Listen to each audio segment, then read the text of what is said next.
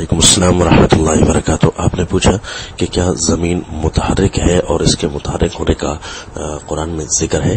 تو یاد رکھیے، سورج اور چاند کے متحرک ہونے کا تو ذکر ہے، کیونکہ اس کے ساتھ شرعی مسائل ریلیٹڈ تھے۔ سالوں کا حساب سورج سے لگایا جاتا ہے، جبکہ مہینوں کا حساب چاند سے لگایا جاتا ہے۔ تو چونکہ شریعت کے کچھ احکام ان دونوں کے ساتھ متعلق تھے، تو اس لیے ان کے متحرک ہونے کا تو ذکر آیا۔ البتہ زمین کے ساتھ کوئی شرعی احکام معلق نہیں تھے، لہذا اس کا قرآن میں ایسا کوئی ذکر نہیں ہے کہ زمین متحرک ہے یا نہیں ہے۔ تو لہذا اس سے جو علم فلکیات ہے وہ اپنے فارمولاز کے ساتھ یا اپنے اس علم کی روشنی میں ہی جو بتانا چاہیں بے شک بتائیں کہ وہ جو ہے زمین متحرک ہوتی ہے یا نہیں ہے، جبکہ صحیح تحقیق یہی ہے علم فلکیات کے لحاظ سے بھی کہ زمین بھی متحرک ہے، بلکہ ایک نہیں، اس کو دو حرکتیں لگتی ہیں، ایک وہ گول گھومتی ہے اور دوسرا وہ آگے کی طرف گھومتی ہے۔